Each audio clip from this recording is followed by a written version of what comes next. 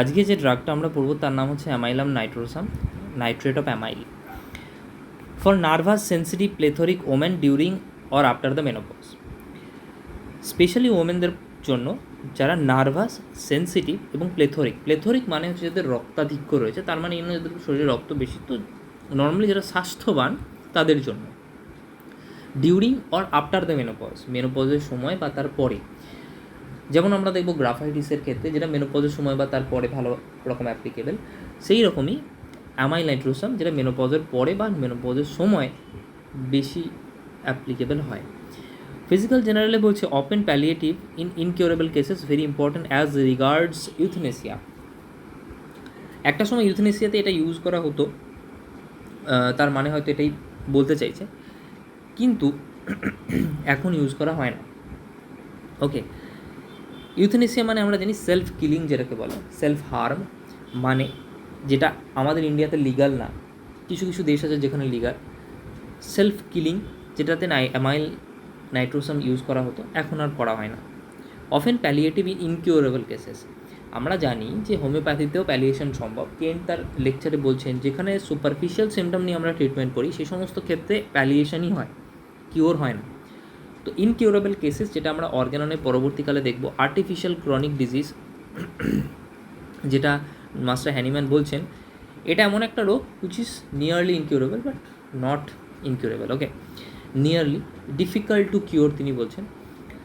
তো এছাড়াও কিছু কিছু কেস থাকে যেগুলোতে এমনই প্যাথোলজিক্যাল স্টেট তৈরি হয়ে গেছে, সেই জায়গা থেকে পেশেন্টের ডাইনামিক কন্ডিশনকে ফিরিয়ে আনা আরও সম্ভব নয়।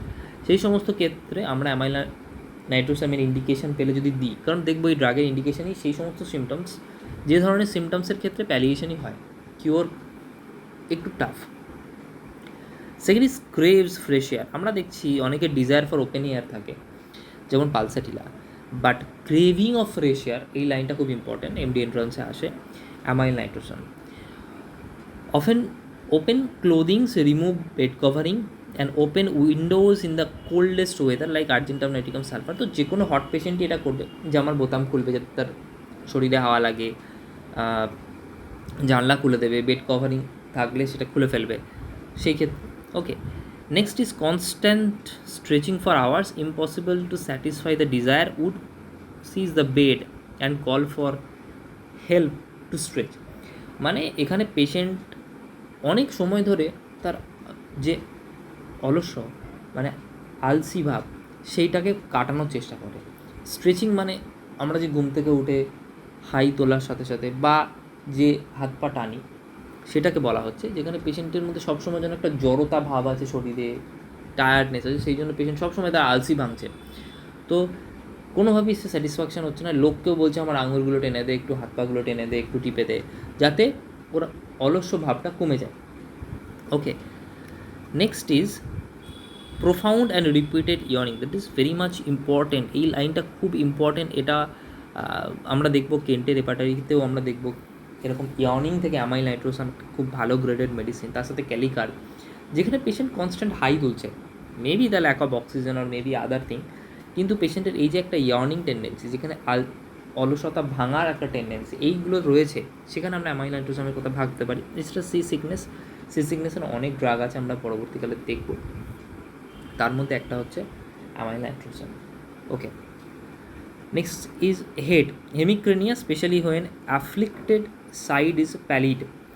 হেমিক্রেনিয়া মানে হচ্ছে side of head is painful, একটা নির্দিষ্ট সাইডে মাথা যন্ত্রণা হচ্ছে, specially when afflicted side is pallid, এবং তার সাথে দেখবো সেই জায়গাটা যদি পেলনেস, প্যালিড মানে হচ্ছে পেলনেস, যদি তার সাথে পেলনেস চলে আসে, তখন আমি ভাববো বা তখন আমি অ্যামাইল নাইট্রোসামের কথা ভাবতে পারি। কারণ অ্যামাইল নাইট্রোসাম এর আমাদের মেন ফাংশন আমরা দেখব ব্লাড ভেসেলসের ওপর, কার্ডিওভাস্কুলারি সিস্টেমের ওপর বেশি ভালো রয়েছে, যেখানেও গ্লোনয়েন বা বেলাডোনার মতো আর্টারিয়াল ডাইলেশনে খুব ভালো হেল্প করে ক্রুড ডোজে দিলে। তো সিমিলারলি ডায়নামিক ক্ষেত্রেও এটা ডায়নামিক অ্যাকশন থাকবে।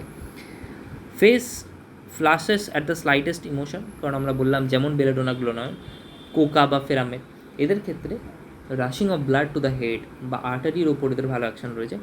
সেই রকমই অ্যামাইল নাইট্রোসামের ক্ষেত্রে তাই, যেখানে আমরা দেখব মুখ লাল হয়ে গেছে যে কোনো ইমোশনের ক্ষেত্রে, সেটা হাসি হোক, মজা হোক, রাগ হোক, দুঃখ হোক, অভিমান হোক, যাই হোক, ব্লাশিং ক্রনিক অর অ্যাকিউট, এবং তার সাথে এরকম ব্লাশিং মানে হচ্ছে মুখ টুক এর মধ্যে একটা উজ্জ্বলতা, এবং তার সাথে যে আমরা বলি ব্লাশ করছে, অর্থাৎ লজ্জা পেলে আমাদের মুখের মধ্যে যে দেখি গ্লোয়িং অফ ফেস, সেই রকম একটা, সেটা অল টাইম থাকতে পারে বা নাও থাকতে পারে। Next is neck. Collar seems to tight, must loosen it. Lachesis আমরা জানি একটা অন্যতম মেডিসিন, যেখানে পেশেন্ট ঢিলা জামা কাপড় পরতে পছন্দ করে, এখানেও তাই। এই পেশেন্ট ক্রেভস, আমরা বললাম না, ফ্রেশ এয়ার চাই সবসময়, তার একটা স্কিনের মধ্যে ঠান্ডা হাওয়া লাগাতে হবে, এরকম একটা টেন্ডেন্সি। সেই জন্য সে কখনোই টাইট জামা কাপড় পরতে পছন্দ করে না। Okay, next is cardiovascular system. So rapidly dilates arteries and accelerate, but later weakens and retard the pulse. তো প্রথমে এর আর্টারি ডাইলেশন করে এবং খুব তাড়াতাড়ি ব্লাড পাঠায়, তো পালস বাড়ে, কিন্তু পরবর্তীকালে আমরা বলছি উইকেন্স অ্যান্ড রিটার্ড দ্য পালস, তারপরে পালসটা আবার ঠিকঠাক আগের জায়গায় চলে আসে। Intense সার্জিং of blood to face and head, আমরা বললাম বেলেডোনা এবং ক্লোনোইনে আমরা পর দেখতে পাবো, খুব তাড়াতাড়ি সেই জায়গায় ব্লাড যাচ্ছে আর্টারি ডাইলেশনের জন্য। অ্যাঞ্জাইনা পেক্টোরিস, অ্যাংজাইনা পেক্টোরিস আমরা জানি এটা একটা ক্লিনিক্যাল কন্ডিশন, যেটাকে আমরা বলি চেস্ট পেন, যেখানে বুকে ব্যথা হয়। তো এটা বিভিন্ন রকম অ্যাঞ্জাইনা হতে পারে, নট নেসেসারি কি বাদিকে হার্টের পজিশানে মাইট্রাল ভালভের জায়গাতেই হবে, যে কোনো জায়গায় হতে পারে, যেরকম খুশি হতে পারে সেখানেই অ্যাঞ্জাইনা, যদি তার কজটা কার্ডিয়াক হয়।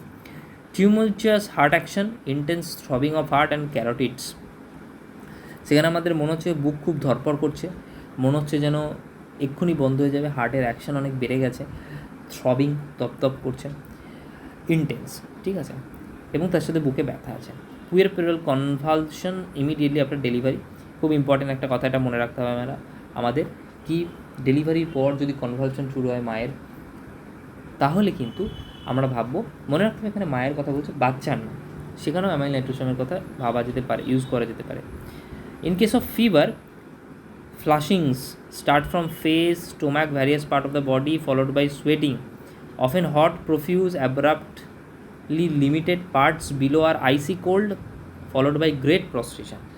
ফিভারে বলছে যে পেশেন্টের মধ্যে অদ্ভুতভাবে চোখ মুখ লাল হয়ে যাচ্ছে, প্রথমে মুখে হচ্ছে, তারপরে বুক পেট এই জায়গাগুলো হচ্ছে, তার সাথে সাথে প্রচণ্ড সোয়েটিং হচ্ছে, এবং পেশেন্ট এবং তার সাথে কী হয়েছে না, আপার পার্টে এইরকম হচ্ছে, বাট লোয়ার পার্টের মধ্যে আমরা দেখছি আইসি কোল্ড, যেটা আর্নিকাতেও পাবো ফিভারে, আমরা আপার part fever, but lower part আমরা দেখবো ঠান্ডা। সেই ক্ষেত্রে আর্নিকার কথা পাবো, ঠিক অ্যামাইল নাইট্রোসামেও তাই, আপার পার্ট গ্লোয়িং, ব্লাশিং, প্রচুর চোখ মুখ লাল হয়ে গেছে, গরম হয়ে গেছে ওপরের পার্টটা, ঠিক আছে, কিন্তু নিচের পার্ট ঠান্ডা হয়েছে, এবং ফলোড বাই প্রস্ট্রেশন, তারপরে যেন তার মধ্যে একটা দুর্বলতা চলে আসছে। ওকে, সো এটাই ছিল আমাদের অ্যামাইল নাইট্রোসাম এর সিমটমস। এরপর আমরা মডালিটিস দেখি। মডালিটিস বলছে aggravation on mental and physical exertion, তো স্বাভাবিকভাবে যেখানে এমন কোনো কাজ হবে যেখানে অটোমেটিক্যালি ব্লাড ভেসেলের সার্জ হবে, তো সেইটার ক্ষেত্রেও আমরা দেখব।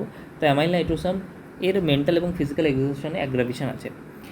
Relation to belladonna, cactus, coca, ferrum met, glonoine and lachesis, এইরকম টাইপের medicine. Acts promptly by inhalation, resuscitates person sinking under anaesthetics. তো আমরা দেখব যাদের অ্যানাস্থেশিয়া দেওয়া হয়েছে এবং তারপরে তার ভাইটালিটি ডাউন হচ্ছে, সেখানে অ্যামাইল নাইট্রোসাম আগে ইউজ করা হতো তার আবার ভাইটালিটিটাকে তুলে আনার জন্য, এবং বলছে খুব ভালো কাজ করে, যেহেতু অ্যামাইল নাইট্রোসাম একটা গ্যাস, এটা একটা গ্যাস, সেই জন্য এটা গ্যাসেস কন্ডিশনেই থাকে, সেই জন্য এটা খুব ভালো ইউজ করে যদি আমরা ইনহেলেশনেই নিই। তো এটা কিন্তু খুব ইম্পর্টেন্ট, অ্যাক্ট, এই লাইনটাও খুব important, acts promptly by inhalation, এই লাইনটা কি, কোন ড্রাগটা ইনহেলেশনে সবথেকে ভালো কাজ করে সেটা আমরা দেখবো amyl nitrosum. Crude drugs chiefly palliative, আমি বললাম যেটা প্যালিয়েশন কোথায় আমাদের হয়, তো এই কেসগুলোতে প্যালিয়েশনই মোস্টলি হবে। Must be repeated as patients become accustomed to it, এটা রিপিট করতে হয়। আমরা জানি ইনহেলেশনে যে ড্রাগগুলো দেখতে হয় সেগুলো অ্যাকিউট কেসের ক্ষেত্রে যে রকমের ড্রাগই আমি ইউজ করবো সেটা রিপিটেশন অফ ডোজেস করতে হয়। ওকে, যেটা আমরা পরে দেখবো। Is curative in the stronger higher potency, curative আমরা জানি যেটা ডায়নামিক স্টেজটাকে ভালোভাবে হিট করতে পারে, তো সেটা হায়ার পোটেন্সিতেই possible. So thank you all. This was all about amyl nitrosum, a small drug but yet important one. Thank you.